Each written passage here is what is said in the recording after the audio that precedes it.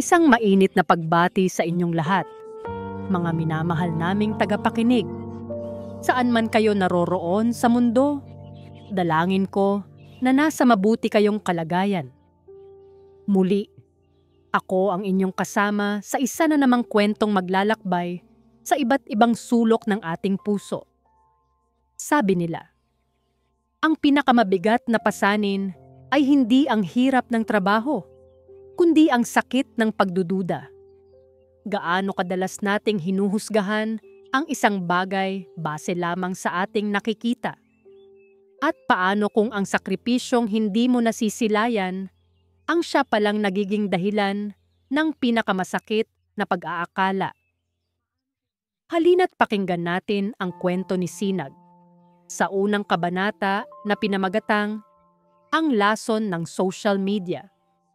Ang nakakapasong sikat ng araw sa Qatar ay parang isang pisikal na paalala kay Sinag Alcantara ng kanyang sakripisyo.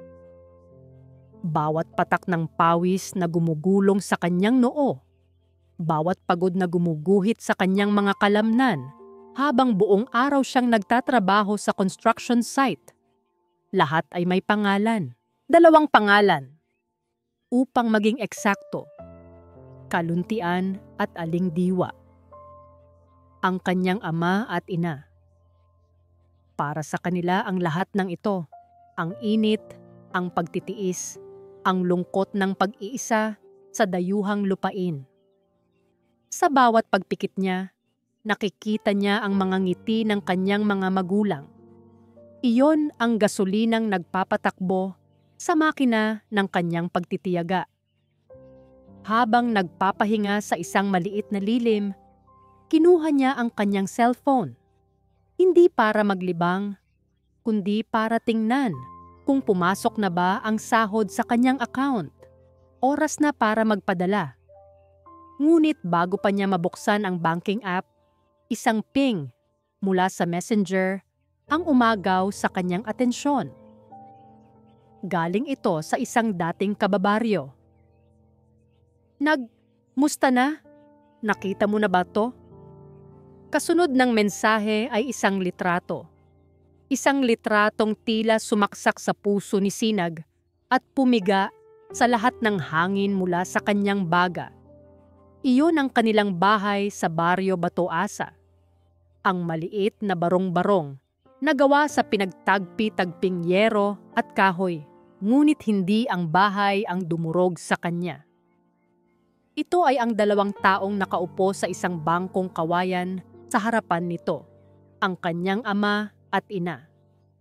Ang nakayukong balikat ni Kaluntian, ang tila pagod at blangkong titig ni Aling Diwa. Mukha silang talunan, mukha silang pinabayaan. Ang litrato ay isang screenshot mula sa isang Facebook group ng kanilang komunidad. At ang mga komento sa ilalim nito ay parang lason na unti-unting kumalat sa kanyang sistema. Kawawa naman si Tatay Luntian at Nanay Diwa. Parang hindi man lang umasenso ang buhay kahit may anak na OFW. Baka naman napupunta sa ibang bagay ang padala. Mahirap na. Maraming tukso sa baryo natin. Narinig ko laging nasa sabungan daw si Kaluntian noon. Baka bumalik sa dating bisyo. Grabe naman yung anak. Sarap buhay sa abroad tapos ang mga magulang nagtitiis sa ganyan. Walang utang na loob. Nanginginig ang mga kamay ni Sinag. Ang bawat salita ay isang dagok. Ang bawat tanong ay isang akusasyon. Nag-init ang kanyang mga mata. Hindi dahil sa araw, kundi dahil sa nag-aapoy na galit at kahihiyan. Siya na nagpapakamatay sa pagtatrabaho, na nagkakalkula ng bawat riyal na kanyang gagastusin para lang mas malaki ang maipadala. Ito ang isusukli sa kanya? Kahihiyan?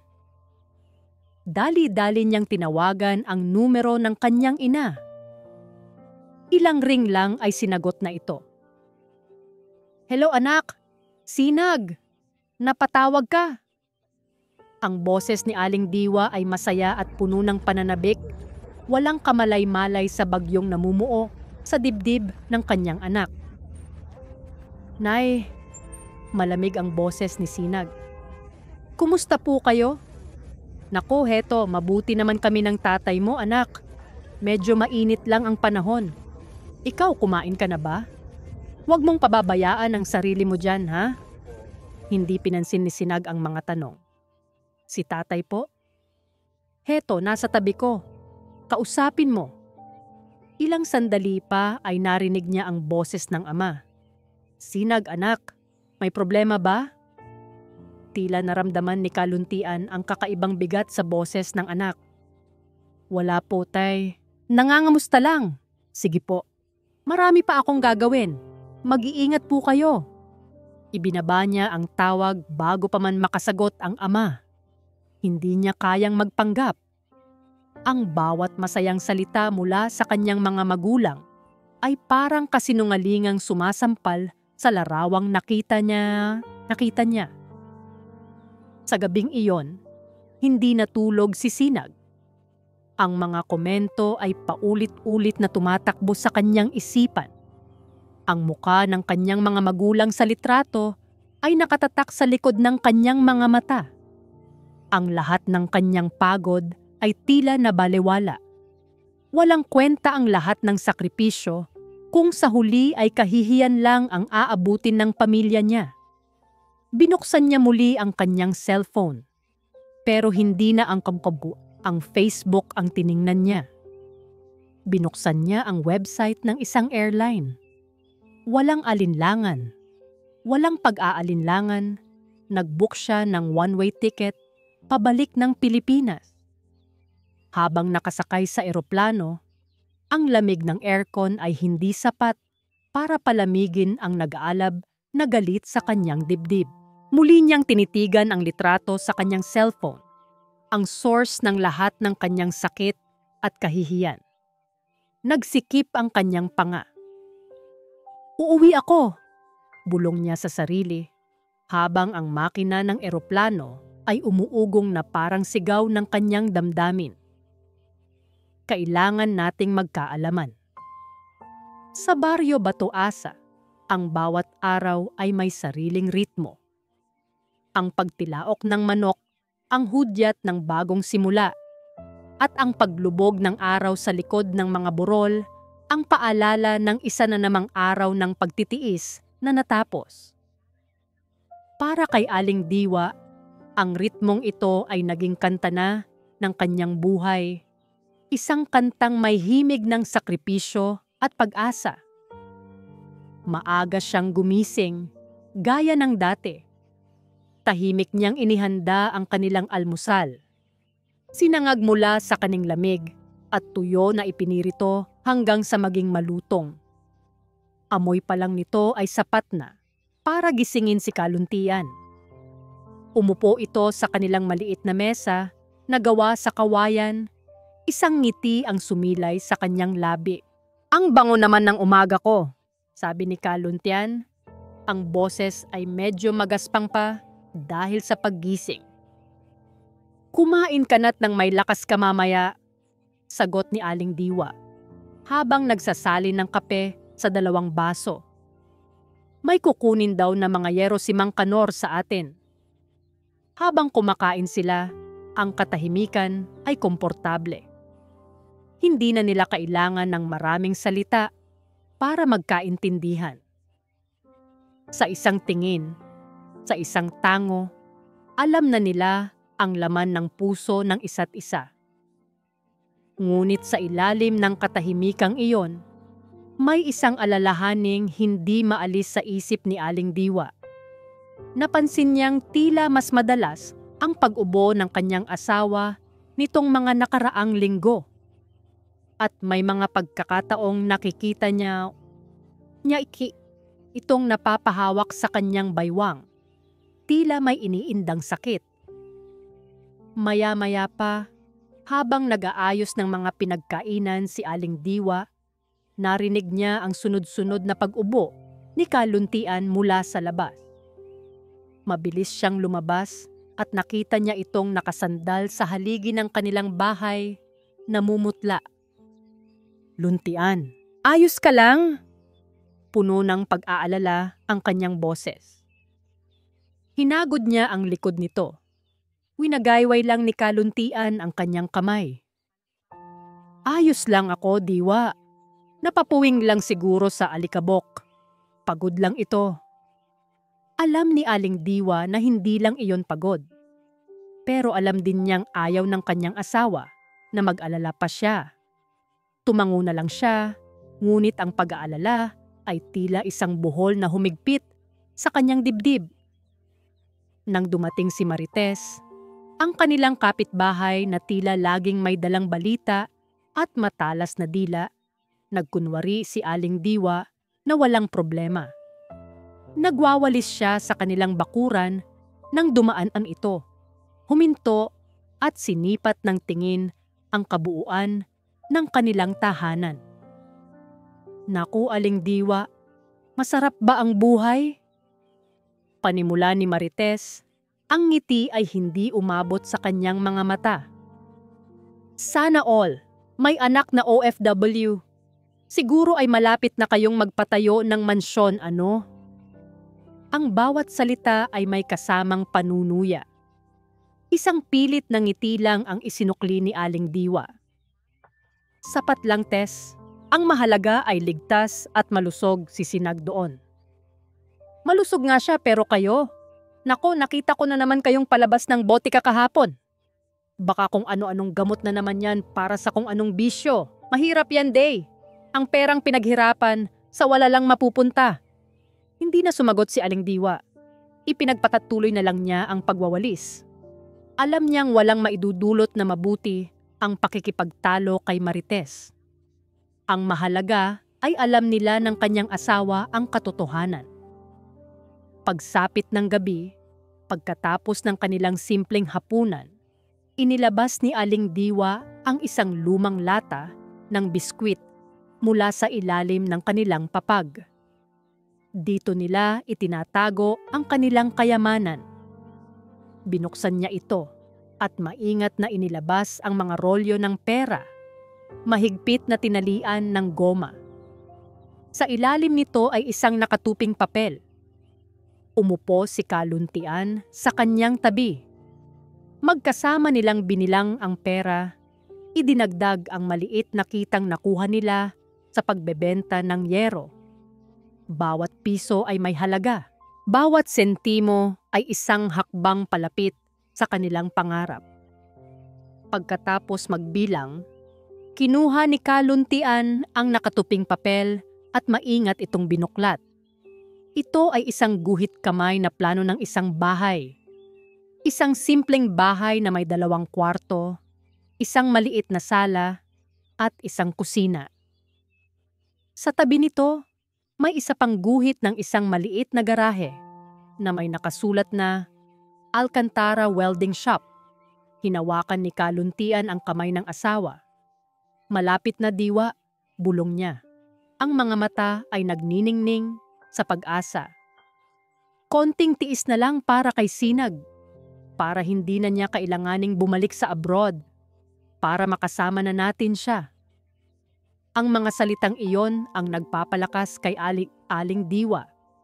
Ito ang kanilang sikreto, ang kanilang pangarap, ang dahilan ng lahat ng kanilang pagtitiis.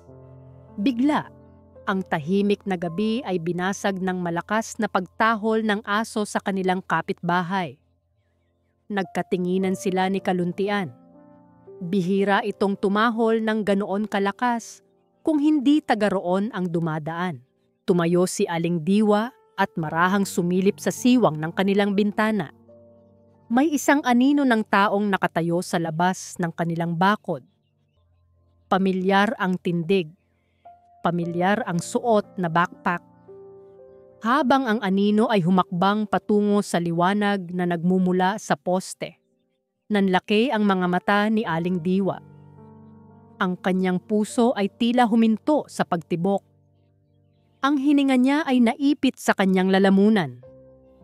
Ang lalaking nakatayo roon, na may mukhang seryoso at mga matang tila may dalang sama ng panahon, ay ang kanilang anak, si Sinag. Para kay Sinag, ang bawat hakbang papalapit sa kanilang bahay ay parang pagtapak sa mga bubog ng kanyang nasirang ekspektasyon. Ang amoy ng lupa at ng mga natuyong dahon na pamilyar sa kanya noon ay tila may halong amoy ng kabiguan ngayon. Nang bumukas ang pinto, ang inaasahan niyang yakap ay hindi dumating. Sa halip, isang mukha ng pagkabigla ang sumalubong sa kanya. Nakita niya ang pagliwanag sa mga mata ni Aling Diwa, isang kislap ng purong kagalakan. Ngunit agad itong napalitan ng pag-aalala nang makita nito ang seryosong muka ng anak. "Sinag, anak, bakit ka nandito? Hindi ka man lang nagsabi." Si Aling Diwa ay lumapit, ang mga kamay ay nakaamba para yumakap. Ngunit nag-atubili ito nang manatiling diretso at matigas ang tindig ni Sinag. Hindi niya niyakap ang kanyang ina. Ang mga mata niya ay lumagpas sa balikat nito. Nilibot ang kabuuan ng bahay na tila ba sinusuri ang bawat sulok. Walang nagbago. Ang mga dingding na may siwang, ang bubong na may mga tagpi, ang sahig na kawayan na lumalangit-ngit sa bawat tapak. Kung mayroon mang nagbago, ito ay ang paglumapa ng lahat. Tila mas lalo silang ibinaon ng panahon. Lumabas si Kaluntian mula sa silid. Ang muka ay nagpapakita rin ng parehong pagkabigla. "Sinag, anong ginagawa mo rito?" "Nagbakasyon po." Maikli at walang emosyon na sagot ni Sinag habang ibinababa ang kanyang backpack sa sahig. Ang tunog ng paglapag nito ay tila umaling-aungaw sa nakabibinging katahimikan. Pinilit ni Aling Diwa na ngumiti, sinusubukang pawiin ang tensyon. "Nako, mabuti naman kung ganon. Halika't ipaghahanda kita ng makakain.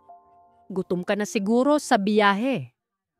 Ang hapagkainan ay naging isang entablado ng pagkukunwari. Naghain si Aling Diwa ng lahat ng makakaya niya. Adobong manok na itinabi pa niya para sa espesyal na okasyon. Ngunit ang bawat subo ni Sinag ay tila walang lasa. Ang katahimikan ay mas mabigat kaysa sa kahit anong salita. Sa wakas, hindi na natiis ni Sinag. Ibinaba niya ang kanyang kubyertos. Lumikha ito ng isang matinis na tunog. "Ang pera po na pinapadala ko," panimula niya. Ang boses ay kalmado, ngunit may pahiwatig ng panganib. "Buwan-buwan, walang palya. Sapat naman siguro para magbago, kahit kaunti ang itsura ng bahay na to. Hindi po ba?" Ang tanong ay parang isang bombang sumabog sa gitna ng kanilang mesa. Nakita ni Sinag kung paano nagkatinginan ang kanyang mga magulang. Isang tingin na puno ng mga salitang hindi nila masabi. Isang tingin na sa mga mata ni Sinag ay nangangahulugan ng pagkakasala. "Anak," nagsimulang magsalita si Kaluntian, ngunit tila nawalan siya ng mga salita. "Marami kasing gastusin, Sinag."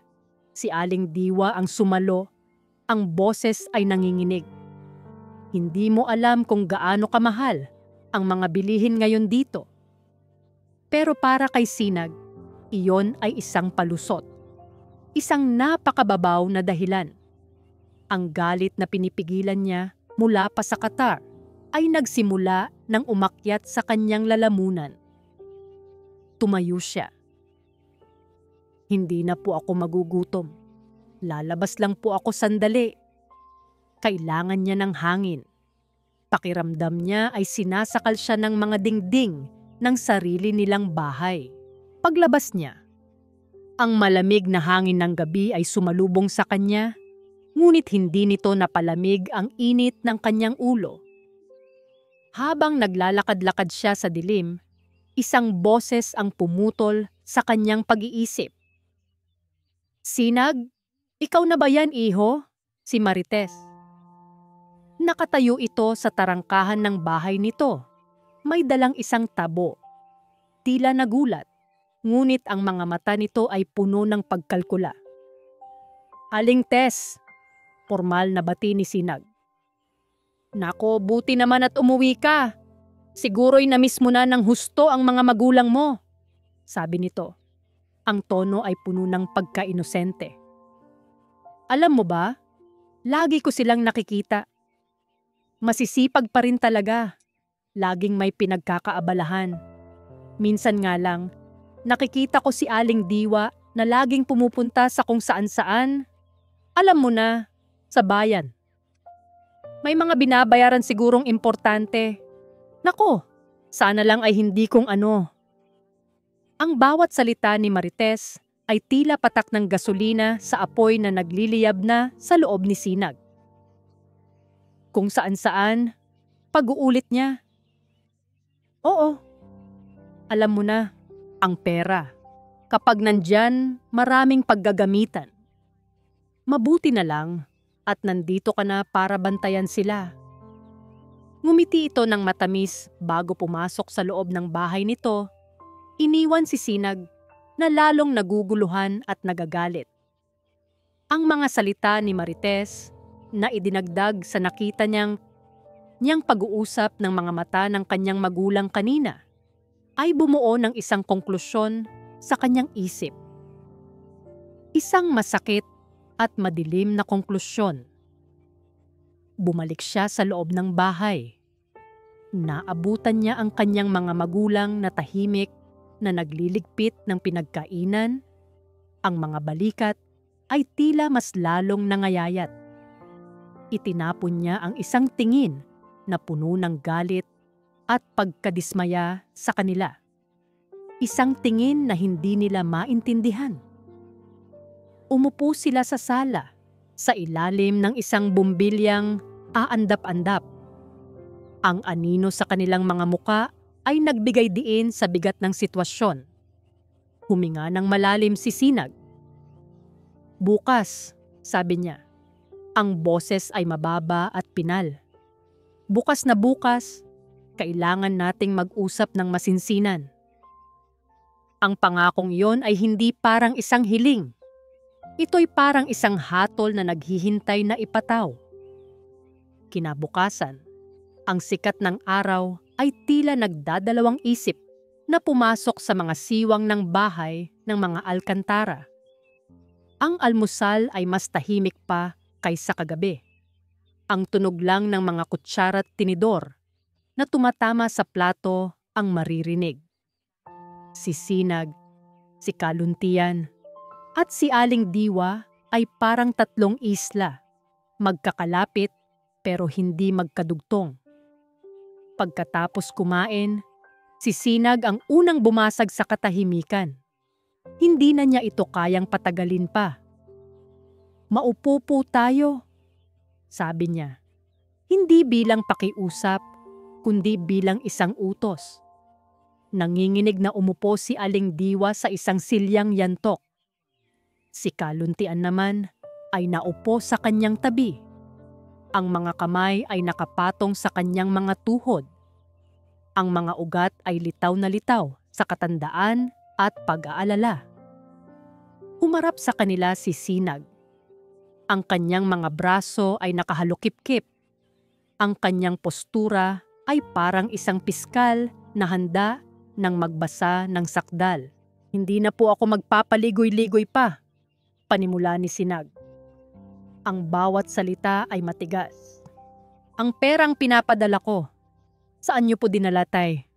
Nay?" Ang direktang tanong ay parang isang malakas na sampal. Napayuko si Aling Diwa, hindi makatingin sa mga mata ng sariling anak. Si Kaluntian naman ay humigpit ang kapit sa kanyang mga tuhod. "Sinag, anak, hindi ganyan kadali," sinubukang ipaliwanag ni Kaluntian.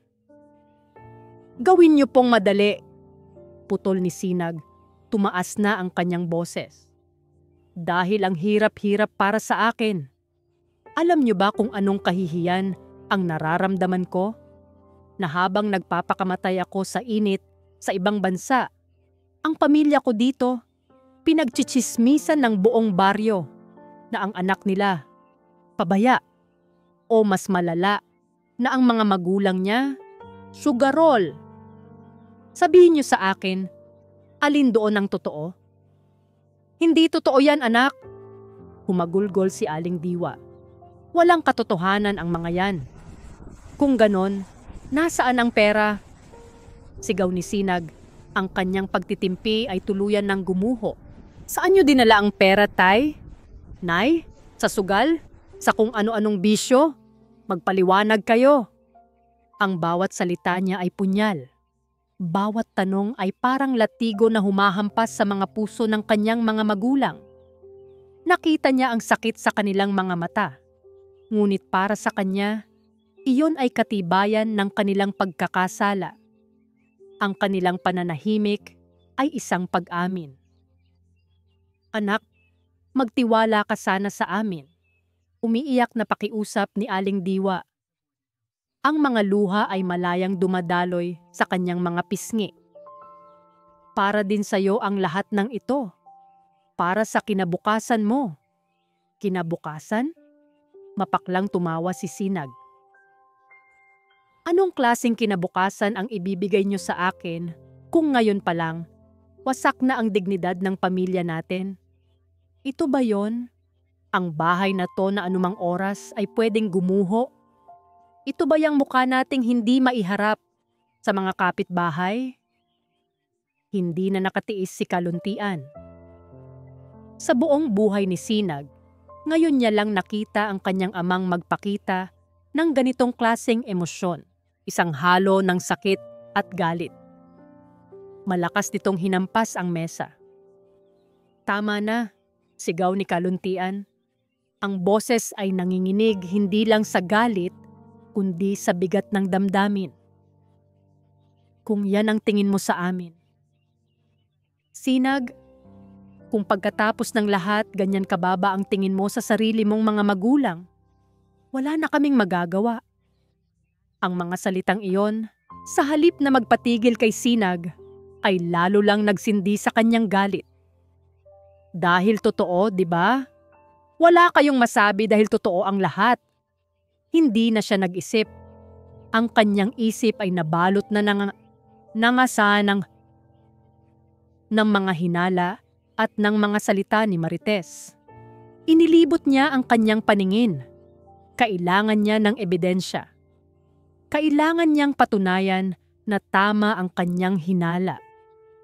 Ako, sabi niya. Ang boses ay puno ng determinasyon. Ako mismo ang hahanap ng katotohanan.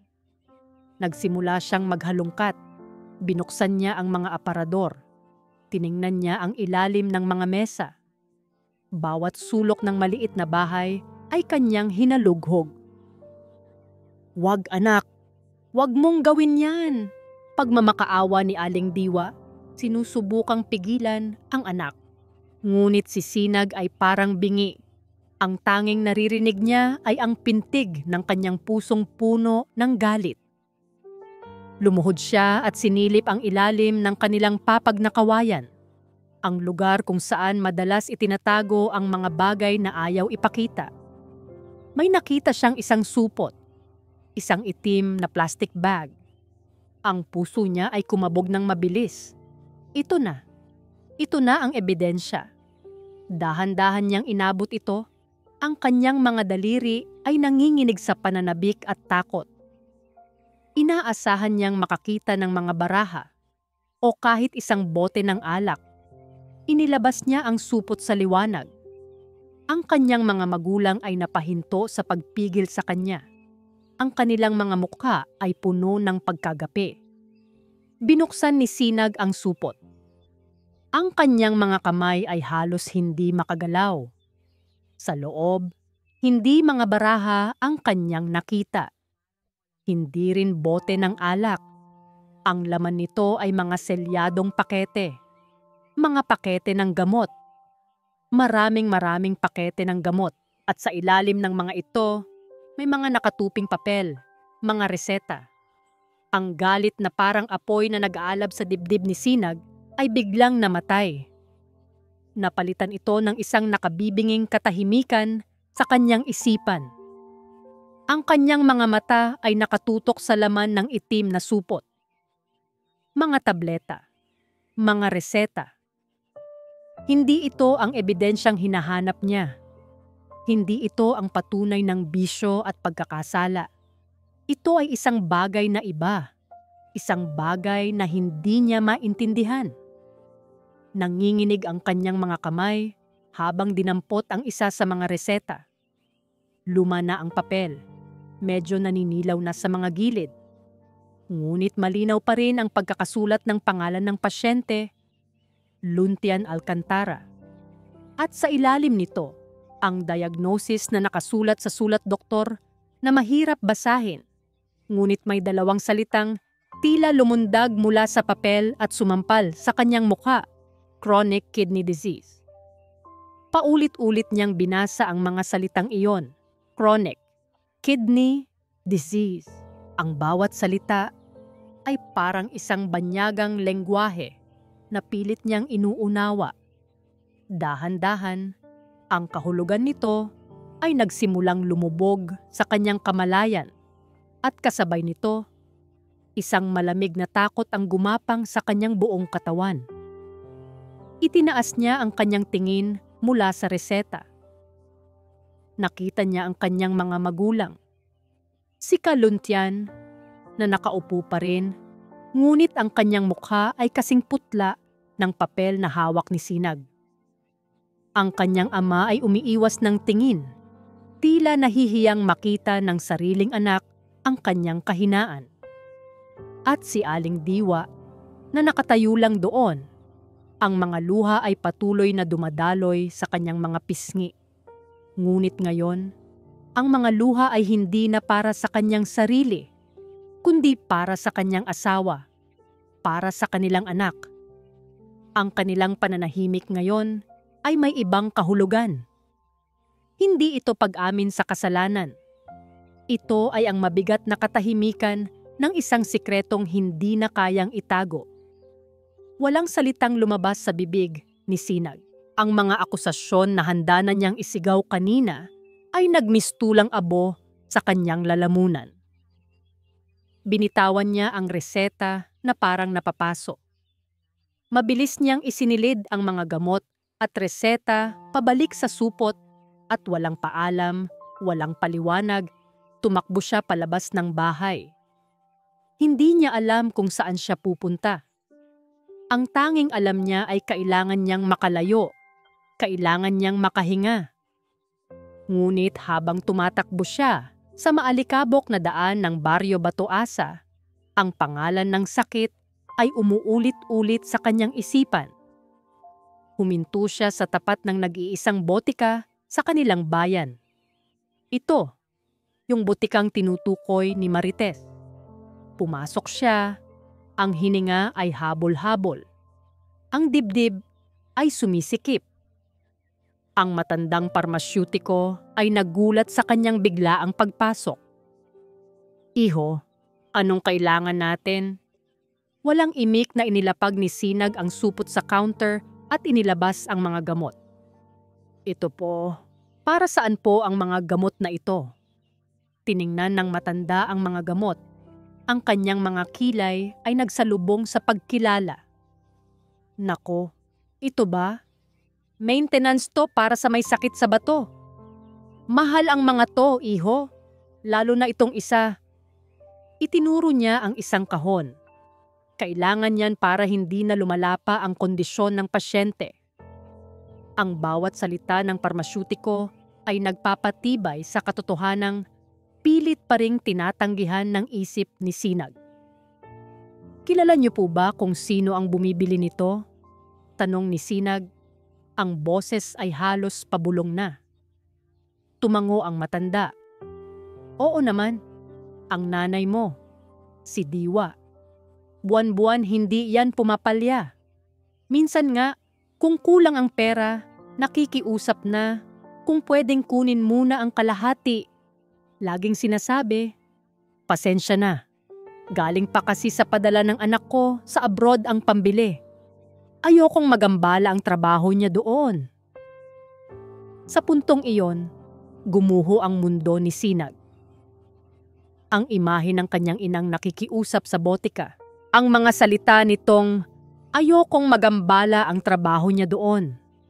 Ang lahat ng pagtitipid, ang lumang bahay, ang mga simpleng pagkain, lahat ay nagkaroon ng kahulugan. Isang kahulugang napakasakit, napakabigat. Ang mga tsismis ni Marites, ang kanyang sariling mga hinala, ang kanyang masasakit na salita, lahat ay bumalik sa kanya, hindi na parang mga tanong, kundi parang mga sentensya ng kanyang pagkakamali. Nakatayo siyang tulala sa gitna ng daan, hawak ang supot ng mga gamot na parang isang tropeyo ng kanyang katangahan.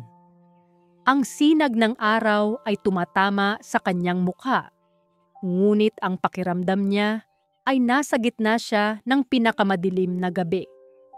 Ang mga salitang isinigaw niya sa kanyang mga magulang kanina ay umaling-awngaw sa kanyang tainga. Saan niyo dinala ang pera, tay? Nay? Sa sugal? Sa kung ano-anong bisyo? Isang tanong ang namuo sa kanyang lalamunan. Isang tanong na nakadirekta sa kanyang sarili, puno ng pagsisisi at sakit. Anong ginawa ko? Bulong niya sa hangin habang ang bigat ng katotohanan ay unti-unting dumudurog sa kanya. Eray, ang paglalakad pabalik ni Sinag ay mas mabigat pa kaysa sa milya-milyang paglalakbay niya mula Qatar. Bawat hakbang ay parang may nakakabit na kadenang hinihila ang kanyang mga paa. Ang supot ng gamot na hawak niya ay hindi na lang basta gamot. Ito ay ang pisikal na representasyon ng kanyang pagkakamali, ng kanyang bulag na paghusga. Pagdating niya sa harap ng kanilang bahay, huminto siya. Natatakot siyang pumasok. Natatakot siyang harapin ang mga matang sinugatan niya ng mga salita. Paano niya haharapin ang mga taong pinagbintangan niya ng kasalanang hindi nila ginawa? Habang sila pala ay tahimik na nagdadala ng pasaning mas mabigat pa kaysa sa kaya niyang buhatin. Huminga siya ng malalim at itinulak ang pintong yari sa kawayan. Naabutan niya ang kanyang ina, si Aling Diwa, na nakaupo sa sahig, ang likod ay nakasandal sa haligi.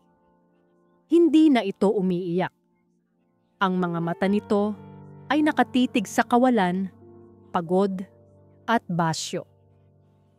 Nang maramdaman nito ang kanyang pagdating, dahan-dahan itong lumingon. Walang galit sa mga mata nito, tanging lungkot. Dahan-dahang lumapit si Sinag. Ang kayabangan at galit niya kanina ay parang isang balat na tuluyan nang natuklap, inilalantad ang isang pusong basag at puno ng pagsisisi. Lumuhod siya sa harap ng kanyang ina. Inilapag niya ang supot ng gamot sa pagitan nila. Nay, ang salita ay basag at hirap lumabas sa kanyang lalamunan. Ang tatay po, bakit hindi niyo po sinabi sa akin? Tinitigan siya ni Aling Diwa at sa wakas, muling bumalong ang mga luha sa mga mata nito. Ngunit ngayon, ito'y mga luha ng naipong sakit at pagtitiis na sa wakas ay pinakawalan. Dahil ayaw ka naming mag-alala, anak, sagot ni Aling Diwa. Ang boses ay mahina at nanginginig. Alam namin kung gaano kahirap ang trabaho mo dyan. Ayaw naming dagdagan pa ang iniisip mo. Sabi ng tatay mo, kaya pa niya. Kakayanin daw niya. Ang mahalaga, makapag-ipon tayo para sa'yo. Para sa akin? Halos hindi makapaniwalang ulit ni Sinag. Tumango si Aling Diwa. Sa gitna ng kanyang pagluha, tumayo siya at may kinuha. Lumapit ito sa lumang papag, ang pinagmulan ng supot ng gamot, at mula sa ilalim nito may isa pa siyang inilabas. Isang lumang lata ng biskwit na kinakalawang na. Ibinigay niya ito kay Sinag. Nang buksan ni Sinag ang takip, ang kanyang hininga ay halos mapatid. Sa loob, nakasalansan ng maayos ang mga rolyo ng pera. Libo-libo. Ang lahat ng perang ipinadala niya, minus ang pambili ng gamot at pangaraw-araw na gastusin, ay naroon. Sa ilalim ng pera, may isang passbook. Binuksan niya ito. Ang mga pahina ay puno ng mga petsa ng deposito, maliliit na halaga na naipon mula sa kakarampot na kita ng kanyang ama sa pagwe-welding. At sa pinakailalim ng lahat, isang nakatuping papel na luma at marupok na sa paglipas ng panahon. Maingat niya itong binuklat. Ito ang plano ng isang bahay. Isang simpleng bahay na iginuhit ng kamay. At sa tabi nito, isang garahe na may karatulang Alcantara Welding Shop. Ito ang pangarap ng kanyang ama. Ito ang pangarap nila para sa kanya. Noon niya naintindihan ang lahat. Ang bawat butil ng kanin na tinipid nila. Ang bawat damit na hindi nila pinalitan. Ang bawat pako na hindi nila ipinukpok sa sira nilang bahay. Lahat ay may dahilan. Ang bawat sakripisyo ay isang ladrilyo para sa pundasyon ng kanyang kinabukasan. Ang bigat ng katotohanan ay tuluyang dumagan sa kanya. Ang pagmamahal na ipinakita nila ay napakalaki, napakalinis. At ang isinukli niya ay pagdududa at masasakit na salita. Binitawan niya ang lahat, ang passbook, ang pera, ang plano. Niyakap niya ang mga ito sa kanyang dibdib at humagulgol siya. Isang iyak na hindi na niya napigilan. Isang iyak na nagmumula sa pinakailalim ng kanyang kaluluwa. Ang iyak ng isang anak na nasaktan at higit sa lahat nakasakit. "Patawad, Nay." Paulit-ulit niyang sinasabi sa gitna ng kanyang mga hikbi. "Patawad po. Patawarin niyo po ako." Niyakap siya ni Aling Diwa. Hinagod nito ang kanyang likod, tulad ng ginagawa nito noong bata pa siya at nadadapa. "Shh! Anak! Tama na! Nandito na!" Sa sandaling iyon, pumasok si Kaluntian sa silid. Nakita niya ang kanyang asawa at anak na magkayakap sa sahig, napapalibutan ng mga simbolo ng kanilang mga sakripisyo at pangarap. Nakita niya ang luhang dumadaloy sa mga mata ni Sinag. Hindi nagsalita si Kaluntian. Dahan-dahan siyang lumapit. Ang kanyang mga hakbang ay mabagal, tila iniinda ang sakit sa katawan, ngunit ang kanyang mga mata ay puno ng pag-unawa. Ipinatong niya ang kanyang magaspang at pagod na kamay sa balikat ng kanyang anak, na patuloy na nanginginig sa pag-iyak. Isang dampi lang. Ngunit sa dampi na iyon, naramdaman ni Sinag ang lahat, ang pagpapatawad, ang pagmamahal, at ang hindi masusukat na sakripisyo ng isang ama. Nang tumila ang ulan ng ngamin dyan ng tlak, mga ulan ng mga luha, isang bagong umaga ang namuo sa loob ng maliit na bahay ng mga Alcantara. Wala nang bigat ng mga sikreto, wala nang lason ng mga hinala. Ang natira ay ang hilaw na sakit ng katotohanan, ngunit kasama nito ang espasyo para sa paghilom. Sa kauna-unahang pagkakataon mula nang umuwi si Sinag, naupo silang tatlo, hindi bilang akusado at hukom, kundi bilang isang pamilya. Inilapag nilang muli sa mesa ang lata ng biskwit, ang passbook, at ang plano ng bahay. Ngunit ngayon, hindi na ito mga ebidensya, kundi mga piraso ng kanilang iisang pangarap. Si Sinag ang unang nagsalita. Ang kanyang mga mata ay nakayuko sa sahig na kawayan. Patawad po, Tay. Hindi ko po alam. Kung alam ko lang po sana. Umiling si Kaluntian. Inabot niya ang kamay ng anak at marahan itong pinisil. Kami rin, anak. Patawarin mo kami. Hindi namin dapat inilihim sa'yo ang pagiging magulang. Minsan, sa sobrang pagnanais na protektahan ang anak, nakakalimutan naming mas kailangan ninyo ang katotohanan kaysa sa katahimikan. Ang mga salitang iyon ang tuluyang bumasag sa huling pader na nakapagitan sa kanila. Hindi na po ako babalik sa Qatar, Tay, mariing sabi ni Sinag. Dito na po ako. Aalagaan ko po kayo. Gagamitin natin itong ipon para sa pagpapagamot nyo. Ngumiti si Kaluntian, isang tunay na ngiti na ngayon lang ulit nakita ni Sinag. Huwag kang mag-alala sa akin. Matagal ko nang iniinom ang mga gamot. Ang mahalaga ay ang plano. Kinuha niya ang papel na may guhit ng bahay at welding shop. Ituloy natin ito. Pero Tay, ang kalusugan niyo po ang una. At sinasabi ko sa iyo, anak, tumingin si Kaluntian sa mga mata ni Sinag. Ang pinakamagaling na gamot para sa akin ay ang makita kang natutupad ang pangarap mo dito sa tabi namin. Ang makita kang masaya, anak, iyon ang magpapalakas sa akin. Naluha si Aling Diwa. Ngunit ngayon, ito'y mga luha ng kaligayahan. Tama ang tatay mo. Magkakasama tayo dito.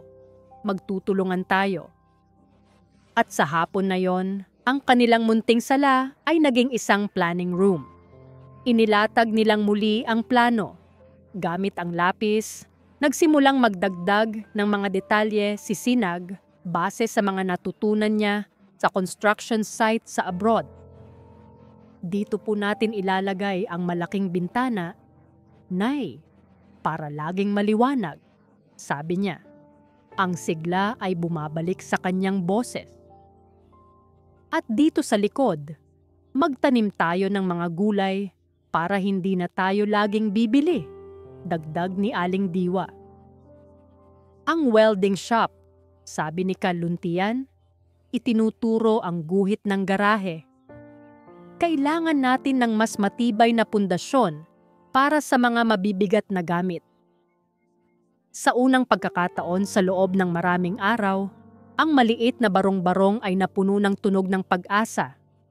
Napuno ito ng mga plano, ng mga tawa, ng mga pangarap na binubuo nilang magkakasama. Ang anino ng sakit at pagdududa ay napalitan ng liwanag ng pagkakaisa. Nang papalubog na ang araw, naupo si Sinag at Kaluntian sa bangkong kawayan sa labas. Ang mismong bangko kung saan nakunan ng litrato ang kanyang mga magulang. Tay, salamat po, bulong ni Sinag. Para saan? Sa lahat. Sa sakripisyo. Sa pagtitiwala. Kahit na sinira ko. Inakbayan ni Kaluntian ang kanyang anak. Ang tiwala, Sinag, parang bakal yan. Minsan, nababaluktot kapag nadadala sa init. Pero kapag pinalamig at pinukpok ng tama, mas lalo pang tumitibay. Huminga ng malalim si Sinag. Nilanghap ang sariwang hangin ng probinsya. Ang galit at kahihiyan na nag-uwi sa kanya ay wala na. Ang natira ay isang malalim na pagmamahal at isang bagong determinasyon. Ang kanyang mga mata ay napadako sa kabilang kalsada, sa bahay ni Marites. Nakita niya itong nagwawalis sa bakuran, pasulyap-sulyap sa kanilang direksyon. Ang dati nag-aalab na galit ay napalitan ng isang kalmadong paninindigan. Lumingon siya sa kanyang ama. May isa pa po tayong kailangang tapusin. Tumango si Kaluntian. Hindi na niya kailangang tanungin kung ano iyon. Nakita niya sa mga mata ng kanyang anak, hindi ang paghihiganti, kundi ang pagnanais na itama ang lahat. ang pagnanais na ibalik ang dignidad na ninakaw sa kanila. Hindi naghintay ng isa pang araw si Sinag. Kinabukasan, pagkatapos ng almusal, habang ang sikat ng araw ay hindi pa gaanong matindi, sinabi niya sa kanyang mga magulang, "Oras na po." Nasa likod niya si Kaluntian at Aling Diwa nang tahakin nila ang maikling distansya patungo sa bahay ni Marites. Ang kanyang ina ay may bahid ng kaba sa muka, habang ang kanyang ama naman ay may tahimik na suporta sa tindig. Hindi sila mukhang galit. Mukha silang pamilyang buo at handang ipaglaban ang kanilang karangalan. Nadatnan nila si Marites na nagkakape sa kanyang balkon, tila reyna sa kanyang munting kaharian ng tsismis. Kasama nito ang dalawa pang kapitbahay at halatang halata na ang pinag-uusapan nila ay ang biglaang pag-uwi ni Sinag. Nang makita sila ni Marites, ang kanyang ngiti ay agad na naglaho, napalitan ng isang nagtatakang tingin. "O Luntian, Diwa. Sinag, ang aga nyo namang mamisita." "Hindi po kami namimisita, Aling Tess." Magalang ngunit matatag na sabi ni Sinag. Ang kanyang boses ay sapat na ang lakas para marinig din ng ibang kapitbahay na nagsisimula ng sumilip sa kanilang mga bintana. "Nandito po kami para magpaliwanag." Nagsalubong ang kilay ni Marites. Magpaliwanag? Tungkol saan? Hindi siya pinansin ni Sinag. Sa halip, ibinaling niya ang kanyang atensyon sa mga kapitbahay na unti-unti nang naglalabasan. "Magandang umaga po sa inyong lahat. Alam ko pong marami kayong katanungan kung bakit ang pamilya ko ay nananatili sa isang lumang bahay sa kabila ng pagtatrabaho ko sa abroad. At alam ko rin po na marami kayong naririnig na mga kwentong hindi maganda." Ang katahimikan ay bumalot sa paligid. Lahat ay nakikinig. Marami po ang nagsasabi na sugarol ang tatay ko o maluho ang nanay ko, na winawaldas lang nila ang perang pinapadala ko. Huminto si Sinag at tinitigan ng diretso si Marites. "Ngayon po, ipapakita ko sa inyo kung saan napupunta ang dugo't pawis ko." Mula sa kanyang bulsa, inilabas niya ang isang reseta ng gamot, ang pinakabago. Itinaas niya ito para makita ng lahat. "Ito po," sabi niya. Ang kanyang boses ay malinaw at hindi nanginginig. "Ito po ang bisyo ng tatay ko. Ang tatay ko po ay may chronic kidney disease. At ang perang pinapadala ko, buwan-buwan, ay napupunta sa mga gamot na ito para mapanatili siyang malakas, para mapanatili siyang buhay." Isang kolektibong paghinga ng pagkagulat ang narinig mula sa mga kapitbahay. Ang mga bulungan ay nagsimula. "At ang perang natitira?" Patuloy ni Sinag. At ngayon ay inilabas niya ang nakatuping plano ng bahay.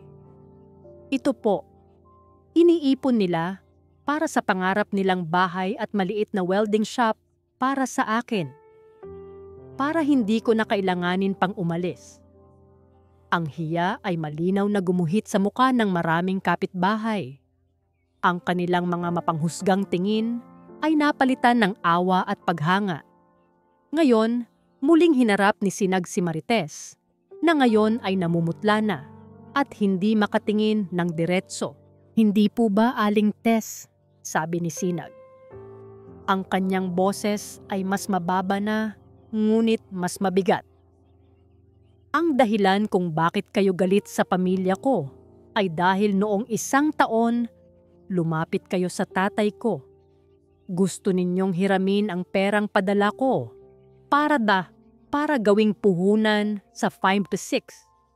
At tumanggi ang tatay ko dahil sinabi niyang hindi niya pwedeng gamitin sa masama ang perang pinaghirapan ko. Gulat na napatingin ang mga kapitbahay kay Marites. Ang kanyang muka ay nagkulay pula. Hindi totoo yan. Totoo, matatag na sabi ni Kaluntian. Sa unang pagkakataon ay nagsalita. At hindi ko pinagsisisihan ang desisyon kong iyon. Natahimik si Marites. Wala na siyang masabi. Ang kanyang mga kasinungalingan ay gumuho sa harap niya. Sa harap ng buong komunidad na kanyang nilason. Huminga ng malalim si Sinag. Hindi po kami nandito para maghiganti. Hindi po kami nandito para mang-away, sabi niya. Ang kanyang tingin ay para sa lahat. Hindi po kami humihingi ng awa. Hinihingi lang po namin ang isang paumanhin. Isang paumanhin mula sa mga taong nagkalat ng kasinungalingan para maibalik ang dignidad na sinubukan ninyong sirain. Lahat ng mata ay napunta kay Marites. Ang presyon ay halos pisikal. Ang katahimikan ay nakabibingi. Siya, na laging may masasabi sa lahat ng bagay, ay napipi. Napayuko siya. Sa ilalim ng titig ng buong baryo, sa harap ng pamilyang kanyang siniraan, walang ibang salitang lumabas sa kanyang bibig, kundi isang halos hindi marinig na bulong. Patawad. Lumipas ang ilang buwan. Ang dating maalikabok na lote, kung saan nakatayo ang lumang barong-barong ng mga alkantara, ay isa ng abalang construction site. Ngunit hindi mga bayad na trabahador ang gumagawa dito. Ito'y isang bayanihan ng mga kapitbahay na, sa ngayoy puno ng paggalang at pagnanais na bumawi, ay kusang loob na tumutulong. Ang pundasyon ng bagong bahay, na mas matibay at mas malaki kaysa sa nasa plano, ay nakatayo na. Isang simbolo ng isang bagong simula. Si Marites, pagkatapos ng pampublikong paghingi ng tawad, ay naging tila anino sa baryo. Hindi na siya palaimik, hindi na siya mapanghusga. Ang insidente ay naging isang mapait na leksyon para sa kanya at para sa buong komunidad tungkol sa kapangyarihan ng mga salita. Si Kaluntian, bagamat patuloy sa kanyang gamutan, ay tila bumata ng 10 taon. Ang bigat sa kanyang dibdib ay nawala. Napalitan ng kagalakan. Araw-araw, naroon siya sa tabi ni Sinag. Hindi man makapagbuhat ng mabibigat, pero sapat na ang kanyang mga payo at presensya para maging inspirasyon. Ang Alcantara Welding Shop, na isa pa lamang maliit na espasyo sa tabi ng ginagawang bahay, ay mayroon ng mga unang customer. Ang mga rehas na bakal para sa bintana, mga gate at mga sirang kagamitan sa bukid, lahat ay dinadala sa kanila. Ang kalidad ng gawa ni Sinag, na nahasa sa abroad na isinama sa karanasan ni Kaluntian, ay mabilis na nakilala sa buong baryo Batuasa. Si Aling Diwa naman ang naging tagapamahala ng kanilang maliit na negosyo. Gamit ang isang lumang notebook, maingat niyang itinatala ang bawat pumapasok at lumalabas na pera. Ang dating blangkong titig niya ay napalitan na ng ningning ng isang ina na nakikitang natutupad ang mga pangarap ng kanyang pamilya. Isang hapon, habang nagpapahinga sila, nakita ni Sinag si Marites na naglalakad sa kabilang kalsada. May bitbit na bayong, mag-isang umuuwi mula sa palengke. Nagtama ang kanilang mga mata. Sa halip na umiwas, si Sinag ay bahagyang tumango bilang pagbati. Isang simpleng kilos, ngunit puno ng kahulugan. Hindi ito paglimot sa kasalanan, kundi isang pagpapakita ng pag-usad. Nagulat si Marites, ngunit tumango rin ito pabalik bago nagmamadaling pumasok sa kanyang bahay. Hindi na niya kailangan ang galit. Ang enerhiya na dati nauubos sa sama ng loob ay nakatuon na ngayon sa pagtatayo ng kanilang kinabukasan. Pagsapit ng takip silim, naupo silang tatlo sa hindi pa tapos na beranda ng kanilang bagong bahay. Pinagmamasdan ang pagkulay kahel ng langit. Ang hangin ay sariwa at ang paligid ay payapa. Hinawakan ni Aling Diwa ang kamay ng kanyang asawa't anak. "Salamat sa Diyos," bulong niya. Ngumiti si Sinag. Tiningnan niya ang istruktura ng kanilang bahay, ang mga bakal na pundasyon, ang mga pader na unti-unti nang nabubuo. Pagkatapos ay tiningnan niya ang kanyang ama at ina sa tabi niya. Inakbayan niya sila. "Ito, anak," sabi ni Kaluntian. Ang kanyang boses ay puno ng emosyon. Habang ipinatong ang kanyang kamay sa ibabaw ng kamay ni Sinag na nakaakbay sa kanya. "Ang bahay, matitibag yan. Ang pera, mauubos. Pero ito," itinuro niya ang kanilang magkakapit-bisig na mga kamay. "Ito ang tunay na pundasyon, tayong tatlo." Sa ilalim ng papalubog na araw, sa gitna ng mga pangarap na kanilang sama-samang binubuo, natagpuan ng pamilya Alcantara ang kanilang tunay na yaman.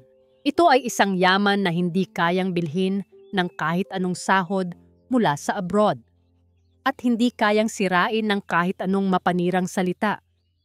Ito ay ang yaman ng pagmamahal, pag-unawa at pagkakabuklod ng isang pamilya. At sa Baryo Batoasa, ang kanilang bahay ay naging higit pa sa isang gusali.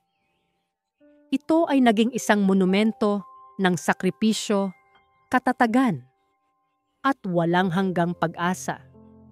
At dito po nagtatapos ang kwento nila Sinag, Kaluntian, at Aling Diwa. Isang paglalakbay na nagturo sa atin na ang tunay na pundasyon ng isang pamilya ay hindi semento o bakal, kundi ang pagtitiwala at pag-unawa. Ipinakita nito na sa likod ng bawat mapanghusgang tingin at salita ay maaaring mayroong sakripisyong hindi natin nakikita at isang pagmamahal na hindi masusukat ng anumang material na bagay. Ito ang aral na sana ay baunin ninyo sa inyong mga puso.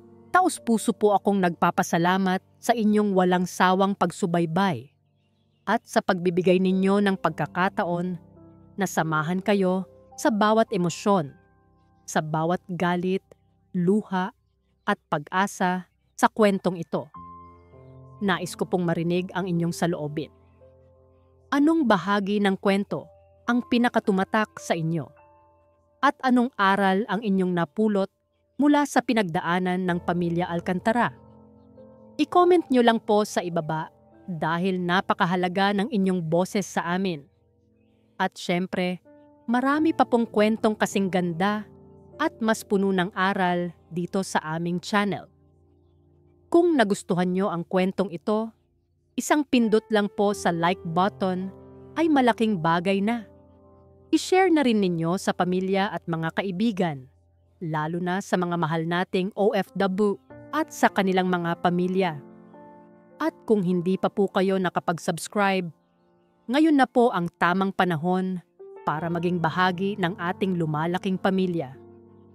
Huwag kalimutang i-click ang notification bell para kayo ang unang makarinig kapag may bago kaming upload.